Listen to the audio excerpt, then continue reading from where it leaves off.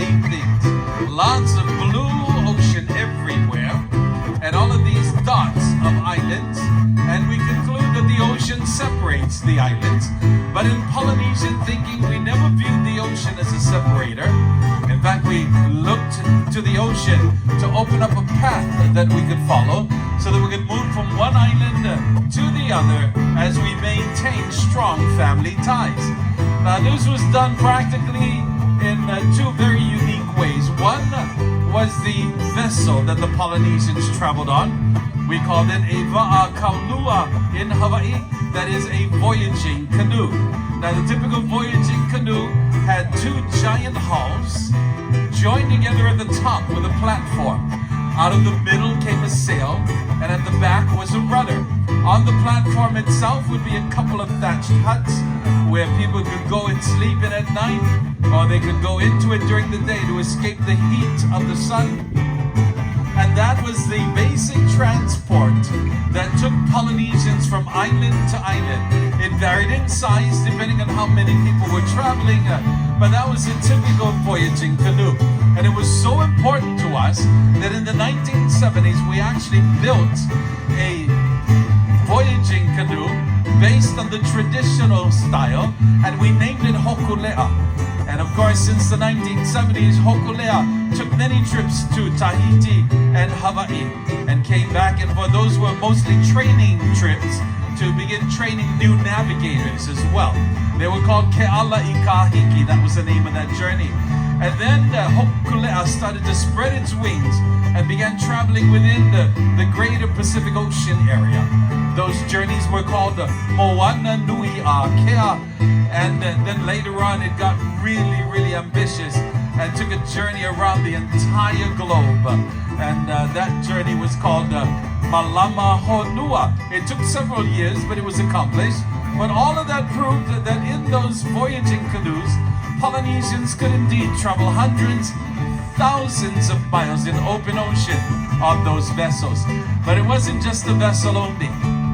There were two important people who were crew members. One was the kapena, the captain, and the other was the ho'okele, the navigator. He was the wayfinder.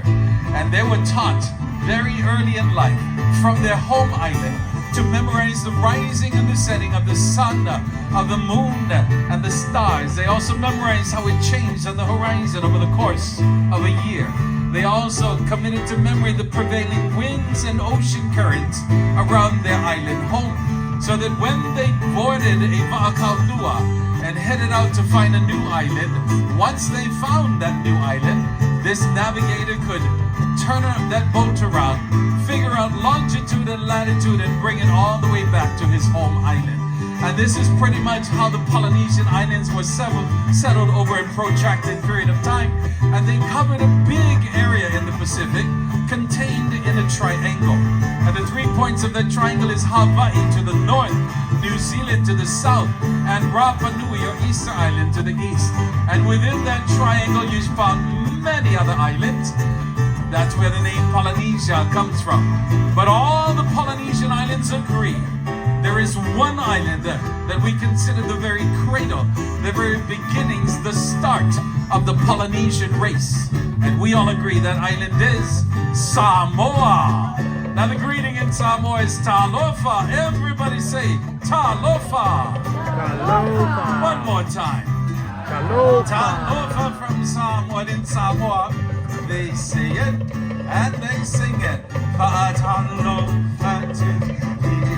Wafa o Yesu, Uamatofia Vigilinda Watato Loa Avayate Lofa Yatea Saltato Mafuta Lona Lilekate Tato Uma.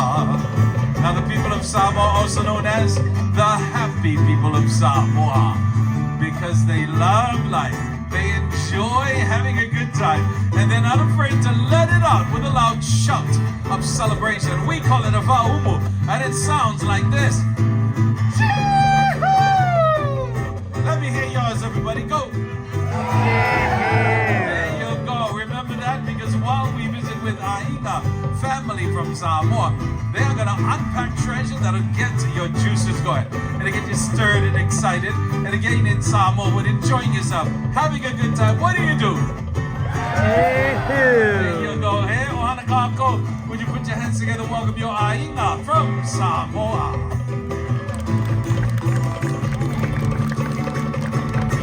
I think this might be the fire dance.